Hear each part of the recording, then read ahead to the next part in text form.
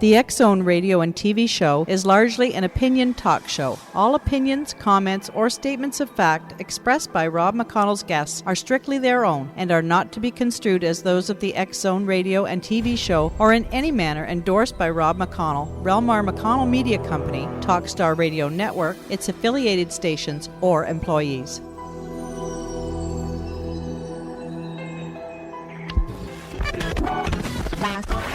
All Hit Radio.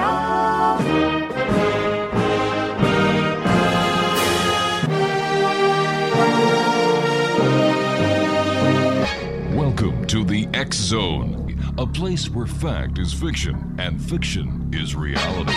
Now, here's your host, Rob McConnell.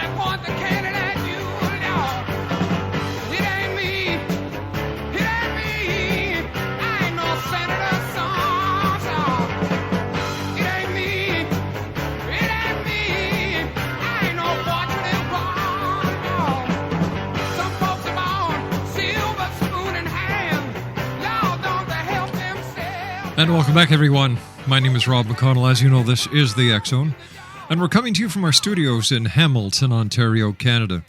Our website is www.xzoneradiotv.com. Our email address is xzone@xzoneradiotv.com. My guest this hour is known worldwide for the great work that he does when it comes to the reporting of UFOs. Peter Davenport is the director of the National UFO Reporting Center, and he has been since 1994.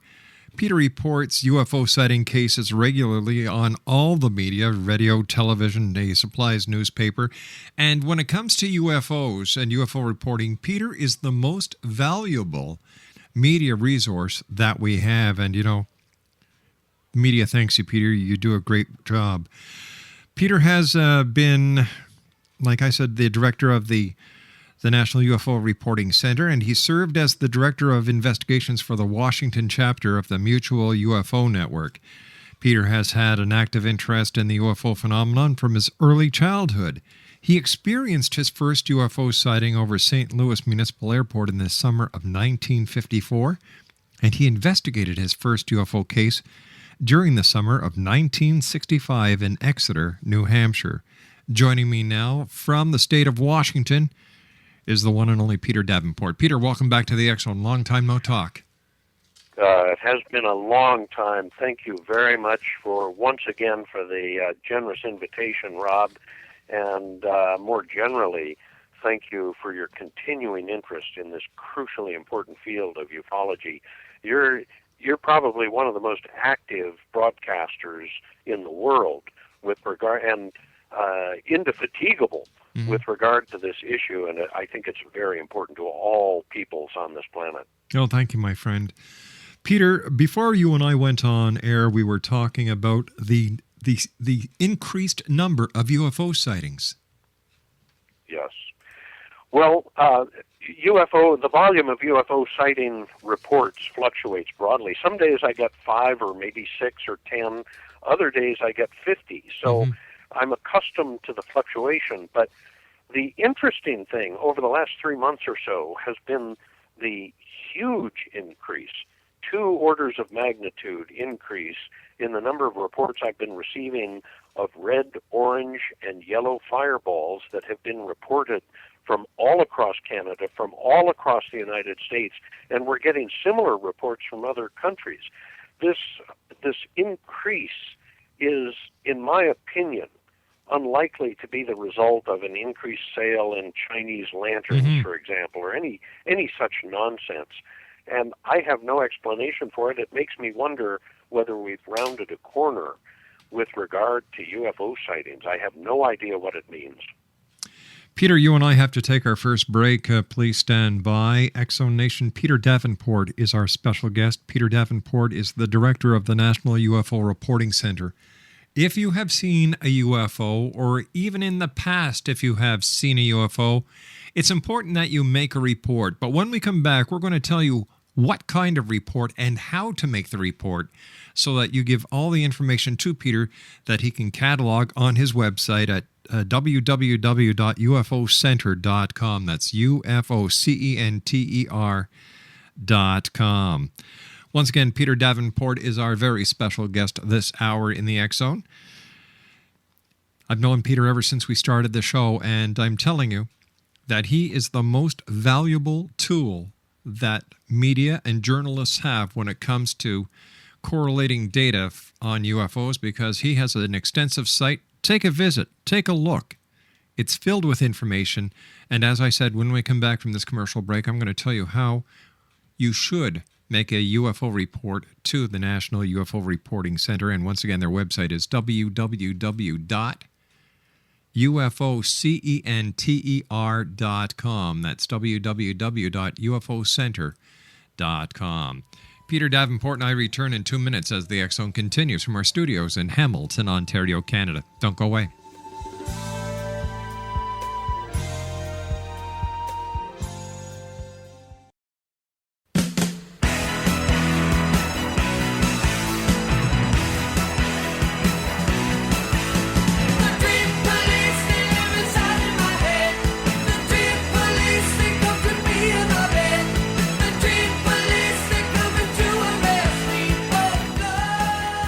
Exonation, my good friend Peter Davenport is our guest this hour. He is the director of the National UFO Reporting Center. And if you'd like to make a UFO report, there's two ways. You can either go to ufocenter.com or you can call their hotline, the UFO hotline, at area code 206-722-3000. That's the UFO hotline telephone number, 206-722-3000. Peter, the balls of light that you were talking about, the red, the orange fireballs, has the scientific community tried to come up with any plausible explanation? No. Simple answer, no, Rob. And this is a fascinating phenomenon. UFOs by themselves, as you know, are a fascinating subject for discussion and investigation. I have to say, though, after 16 years of having served as the director of this organization, I have to say that I am becoming more intrigued by human psychology surrounding the UFO field than I am the UFOs themselves. The things that people do or say or believe or don't do interests me now, I think, at least as much as the UFOs themselves do. But I am flabbergasted. I sit here at my desk in stunned disbelief that the press of the world has not developed a greater interest in the UFO phenomenon.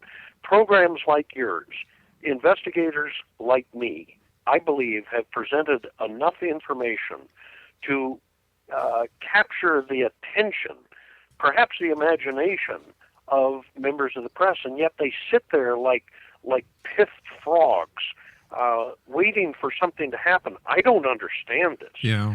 But no, the scientific community, in direct response to your question, where are the scientists? There have been a few. I think of Dr. John Mack at Harvard Med School. There are a lot of very... Richard Haynes, Dr. Richard Haynes is one of my favorites. Dr. David Jacobs and Bud Hopkins. These are really capable people who are investigating aggressively. They're coming up with good information, and the scientific community and the press sit there dumbly staring at the greatest story in the history of mankind, certainly the greatest scientific question of all times, and they're not doing anything. I'm very frustrated. I'm sure our listeners can hear it in my voice, but why are they doing nothing to alert the population of this planet as to what is going on. It is very bizarre, more bizarre than the UFO phenomenon itself, I believe. Yeah. You know, I'd also like to take my hat off to three fellow broadcasters who I know do a fantastic job with UFOs as well. I'm talking about Jeff Rintz, I'm talking about Art Bell, and I'm talking about George Noory. Like these guys, boy. you know, it's true. Yes. They are heroes of the human population of this planet, not just of Canada or the United States.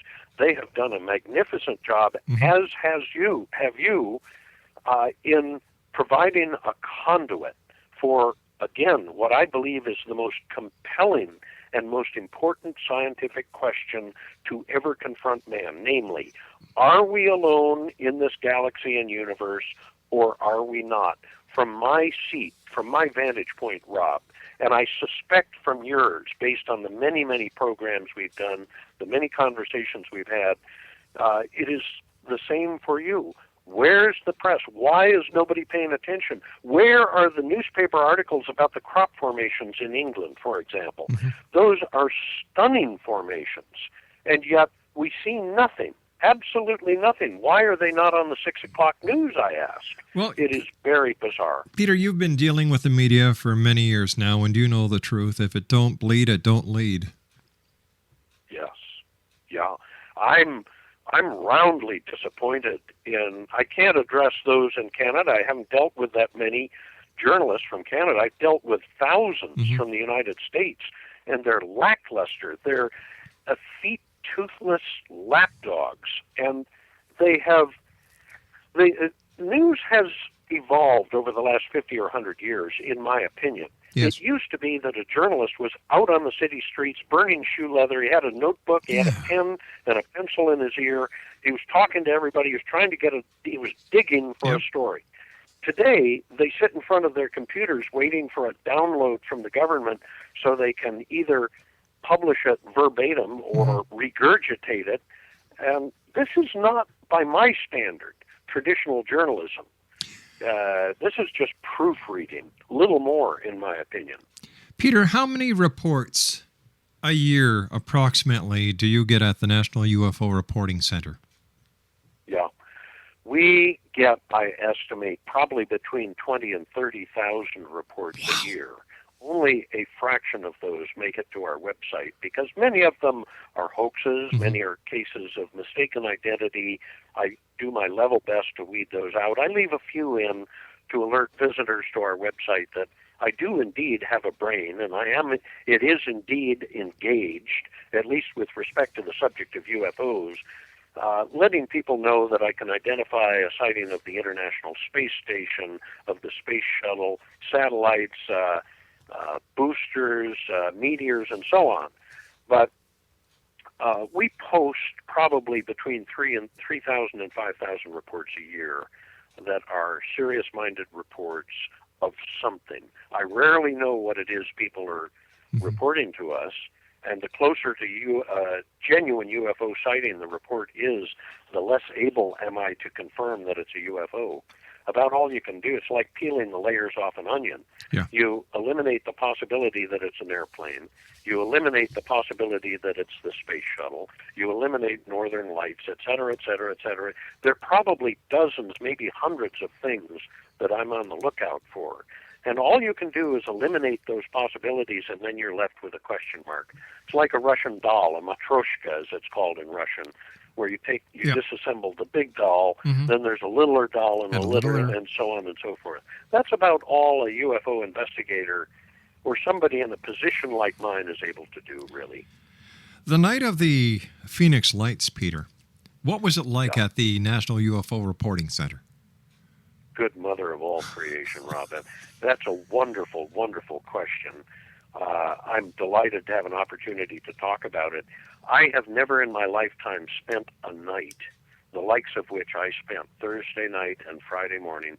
This for the benefit of our listeners, and there are probably very few of your listeners who don't know the date of the Phoenix Lights. It was Thursday night, March 13th, 1997. There were times, Rob, this is back when I was tape recording all of the calls with callers' permission, of course. I never tape record anybody without their permission. There were times when I just let the tape recorder that was connected to my telephone line run continuously as a flood of calls came in. Literally, there was a telephone call every 15 or 30 seconds, or at most a minute. People demanding to know what it was they saw. They were incredulous. Someday I should play those tapes to let people know what that night was like. It was dramatic. Was there the same amount of concern, of fear, of curiosity the night of the Stevensville sighting? Yes, although I was not on the hotline. That was Tuesday, the 8th of January, 2008, as I recall. Mm-hmm. And I came home. I got trapped in a snowstorm up here in northeastern Washington on my way home from a meeting. I was running for the legislature at the time and had a meeting I had to attend, but there were only maybe 3 or 4 calls. And, you know, it leads us into a larger arena. It's a very good question. We got some excellent reports, and I had the guests on a number of programs, Jeff Rentz, for example, whom you mentioned earlier. I presume you had some of them as well. It was a very dramatic sighting, and the U.S. government was doing damage control. They did not want, I'm speaking on their behalf, which is always dangerous, but clearly they did not want the American people to know that there was had been a huge UFO in proximity to the president's ranch when he was in residence there in Texas.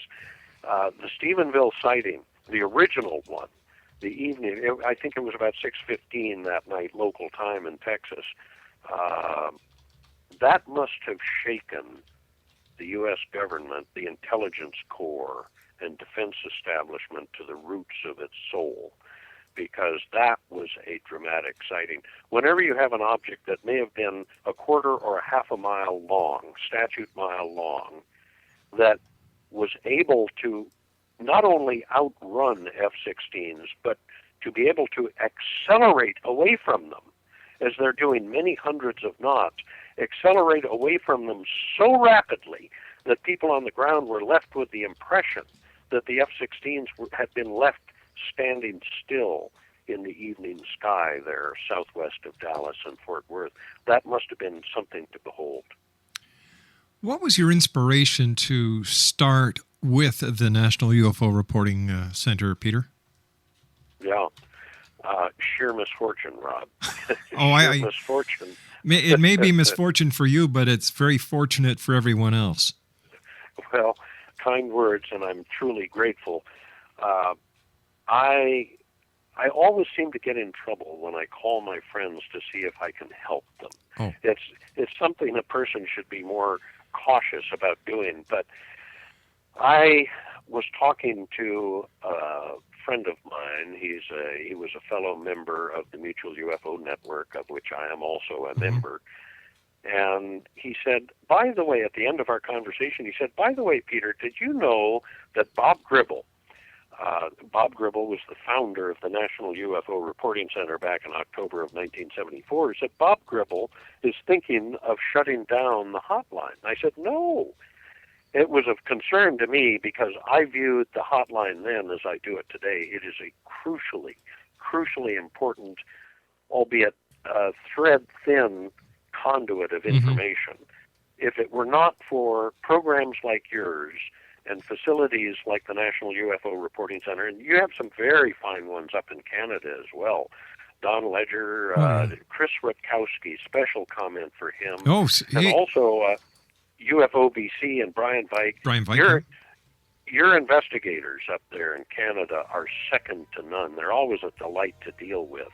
And people can always submit reports to Canadian investigators. Peter, you and I have to take our news break. Please stand by, good sir. Exonation Peter Davenport, the director of the National UFO Reporting Center, is our special guest. The UFO hotline is 206-722-3000. That's the UFO reporting hotline at 206-722-3000 or www.ufocenter.com. Don't go away, we'll be back.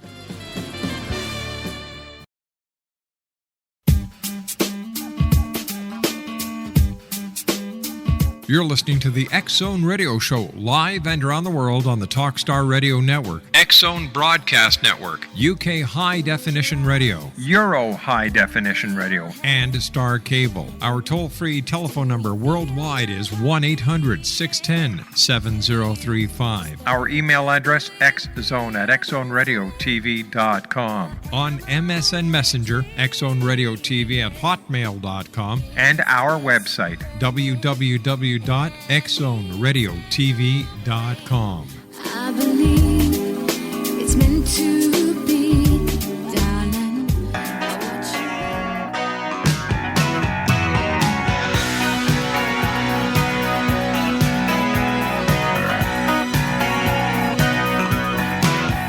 I was walking down a one-way street, just looking for someone to meet. One woman who was looking for a man. Now I'm hoping that the feeling is right, and I'm wondering if you'll stay for the night. So I'm coming. I don't wanna be lonely, baby. Please tell me. I wanna love you all over. Do you believe in love?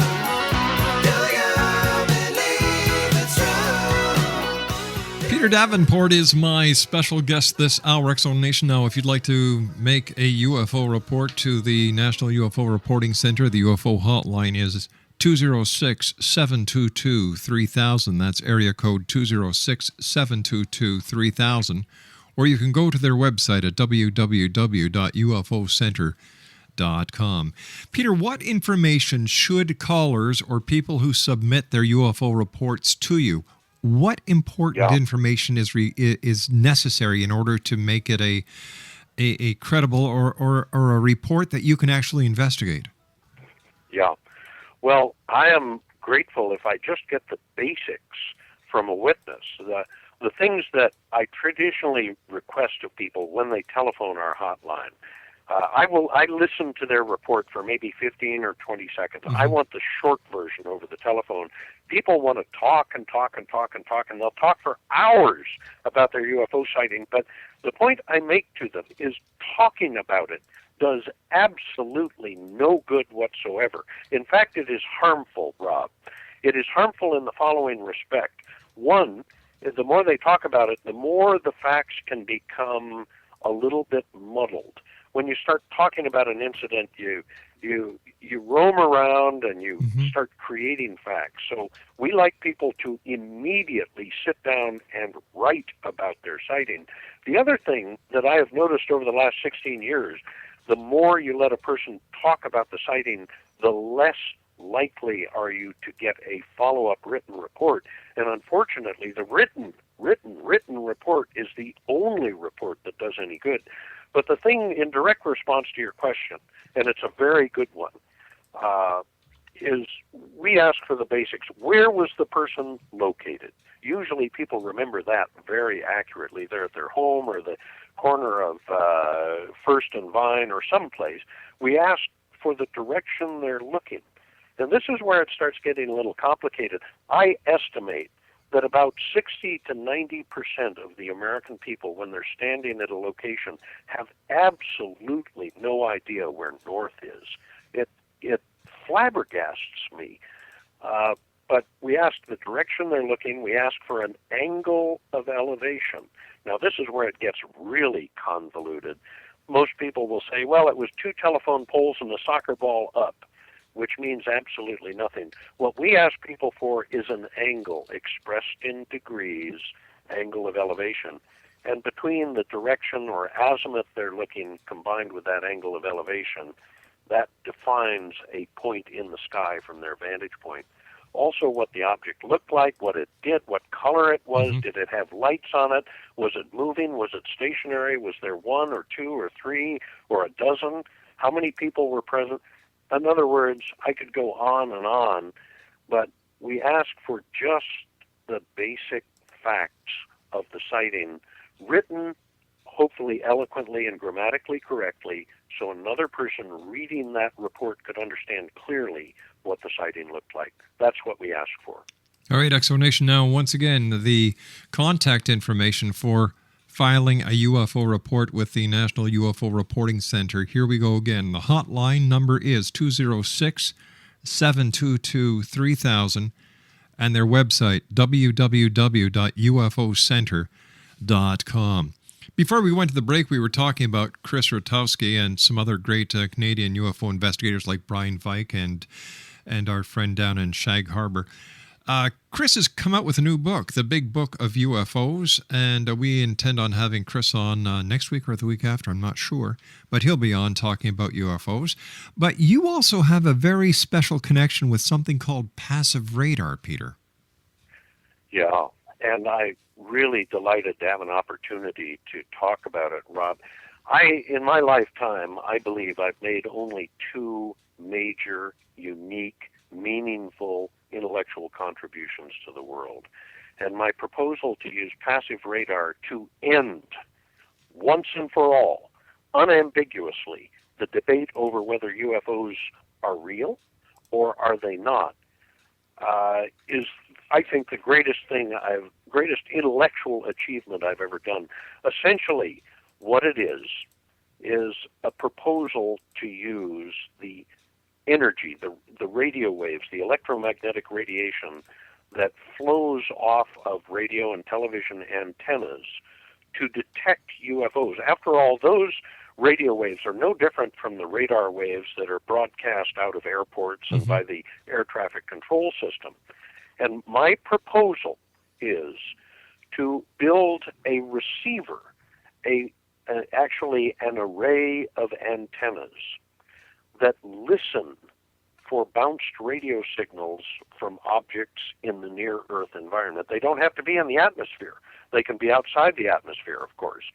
But what we can do is use those commercial broadcasts to listen for objects, to detect objects that reflect those signals going out into space as they reflect them back down to ground level. It turns out that if you build an array of antennas in an XY coordinate system, it takes only 4 antennas in close proximity to one another, within 100 meters of each other or so, you can time very, very accurately, to 1 part in a billion, when the reflected signal strikes each of those 4 antennas. And that gives you enough information, if you have the proper software and a fast enough computer and so on, to determine what the location of that reflection point was. And then if you do that in several times a second, you can track that target across the sky, and then you can start discriminating. If it's at 30,000 feet and it's traveling at 45 miles an hour, it's probably a wedge of Canadian geese. But if it's at 35,000 feet doing 550 miles an hour, it's probably United Flight 263 going into Chicago. But if it's at 50 miles above the Earth and it's doing 20,000 kilometers an hour, suddenly you're talking about something that is a mystery. And if I am successful in building a passive radar system to do this, and if people are interested in my proposal, they can read my paper on our website, ufocenter.com, on the homepage. They can just look over on the left and scroll down, 16-page paper in which I detail my proposal. They will see how dramatically simple this is. What we need is funding, Rob. Our team of engineers, which I have assembled, estimates that the prototype will cost about $750,000. About 90% of that is for the software development. It requires very special software.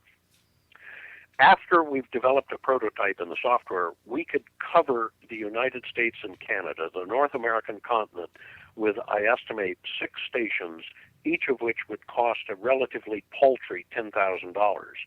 And we could detect UFOs on a 24-hour basis, feed that information from each of those stations to a website, and we could let the American people know and the Canadian citizens know what is going on above their heads. I have been to 4 billionaires, B, billionaire with a B, and I have over 15 years yet to receive my first penny of contribution for this program or for this proposal. Interestingly, you have such a system up in your area at the University of Western Ontario. Professor Peter Brown runs a passive radar system for detecting meteors. And I attempted, this was about 3 or 4 years ago, attempted to contact Peter Brown. And I was interested in knowing the technical characteristics of his system. It took me 8 communications or so to get him to return my first email or return my first phone call. His system, I understand, was funded by both NASA and MIT, Massachusetts Institute of Technology. And the question I have for Professor Brown is, does he detect other things besides meteors? Does his system pick up targets that we would call anomalous? But given his apparent opposition to the issue of UFOs, I don't think we're ever going to get a response from him on that subject. It is very, very disappointing. They are using precisely the type of radar system that I have proposed be constructed. Interestingly, Rob, a point of interest, a sidelight here. The day my paper was published, I wrote it in preparation for a presentation at the Mutual UFO Network Annual Symposium in Denver. The day my paper hit the internet, the day MUFON published it, I got a call from a senior officer at the Central Intelligence Agency in Washington. Said, Peter, my name is so-and-so. He said, a retired colleague of mine just sent me a copy of the abstract of your paper. He said, I'm calling to congratulate you, because if you build the system that you have proposed in your paper, you will be successful in resolving the question of whether UFOs are real or not. He was very careful, you will note, in his phrasing of the comment. He didn't say you will detect UFOs. He said you will resolve the question as to whether UFOs are real or not. I've had several conversations with him. I don't think he will ever call me again, because I got rather bent out of shape with this gentleman over his apparent knowledge about UFOs and his categorical refusal to share that information with the American people. And I'm afraid, I'm a little embarrassed, Rob. I got very bent out of shape with him. And he may never call me again, but I believe that these public servants have a responsibility directly to us citizens, not indirectly through the halls of government. And I let him know that opinion in spades, I'm afraid. So I may have sealed that off. But he's a PhD in physics. He has built several passive radar systems for the U.S. government, for the CIA, for clandestine detection. I say clandestine because these systems only have receivers. They do not generate their own radiated signal. They only sort of ride side saddle. They take advantage of a signal that somebody else is broadcasting, which is reflected off of targets. So it radiates no energy. All it does is sit quietly and listen for reflected signals from above our heads. That is what I'm interested in doing. So the government must know that the end of their monopoly on the subject of UFO information is well nigh upon us, because we, in the near future, if I can build the system, will be able to show the government and most of all the citizens of our two respective countries unambiguously that UFOs are real. That's what I want to do. Peter, why do you think, now we've got to take our final break in about 2 minutes, why do you think the governments of the world are suppressing the information that UFOs are here? Yeah, some of them are not, of course, and I dare say you've probably had guests on that have talked about this. Oh, sure. We've had Steve Bassett on a number of times. Belgium, Yep. back on the 14th of May, 2008, England threw its files open, and they continue to release information. France, or at least some retired government officials and military folks wrote the Cometa report. I think that was back in 1997 that was reported, that was released. Chile has a civilian commission on UFOs. Belgium, years ago, through its files open.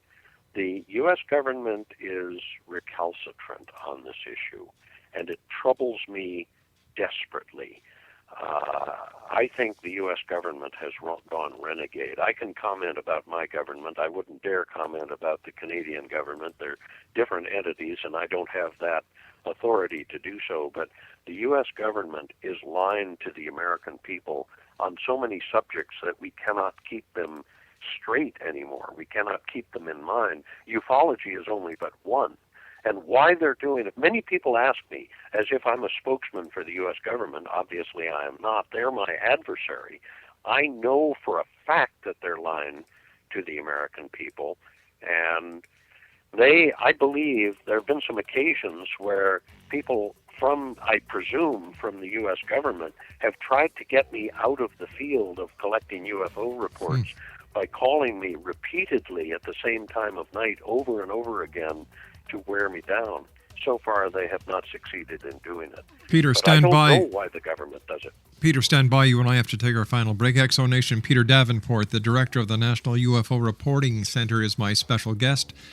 Here's their website, www.ufocenter.com. And the UFO Reporting Hotline number, area code 206-722-3000. That's 206-722-3000.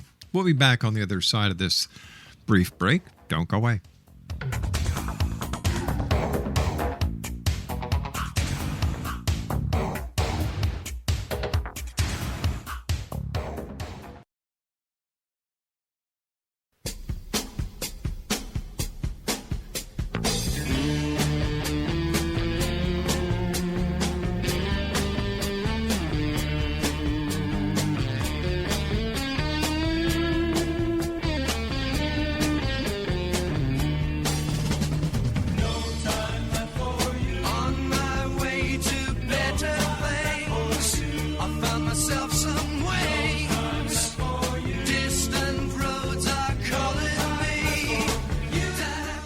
Exo Nation, Peter Davenport is our special guest this hour. He is the director of the National UFO Reporting Center. Once again, their website is www.ufocenter.com. And the UFO Reporting Hotline, area code 206-722-3000. That's area code 206-722-3000. Peter, you and I were talking off air about a fireball going back to August of 1995. Oh, yes. I remember that night like I remember last night, Rob. A very, very interesting sighting up near, I think it was about over London, Ontario. Mm-hmm. It was midway between Windsor and Hamilton, and this is one of the rare circumstances in which the object of interest that caused a dramatic reaction among witnesses on the ground was captured by a television news team.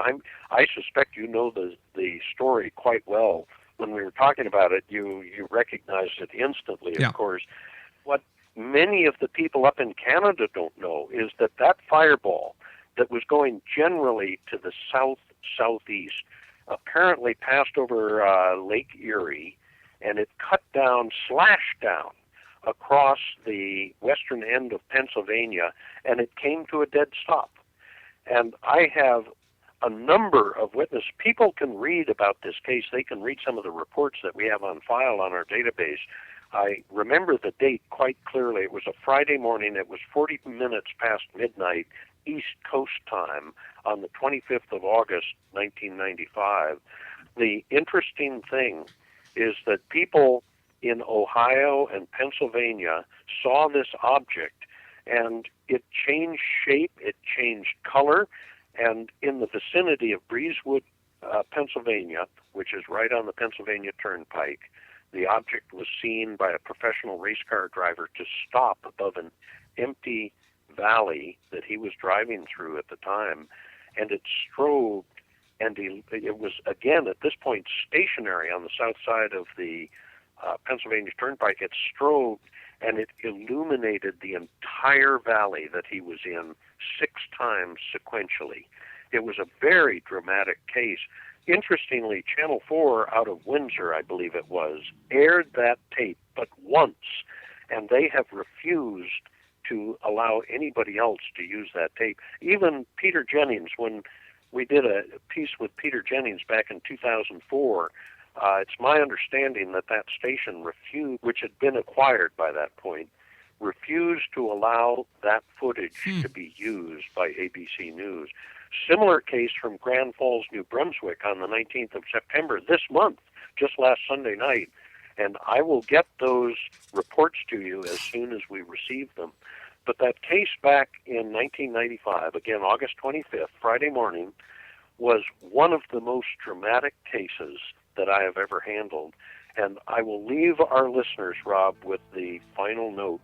I have substantial reason to believe that that object that slashed down across Ontario, Lake Erie, and Pennsylvania lifted a car off the Pennsylvania Turnpike and returned it about an hour and 40 minutes later. Peter, we've run out of time for tonight, my friend, but you're going to come back in the very near future. Peter, thank you very much for joining us. Always a great pleasure talking to you, and take care of yourself, and thanks for your great work. My gratitude to you, Rob. Thanks for covering this very important field. It's always delightful to be here. Take care, my friend. Peter Davenport has been our guest this hour. He is the director of the National UFO Reporting Center, www.ufocenter.com. Well, that's it for tonight, Exo Nation. I'll be back tomorrow night at 10, as once again we cross the time-space continuum to this place that I call the Exxon. So until then, keep your eyes to the sky and your heart to the light.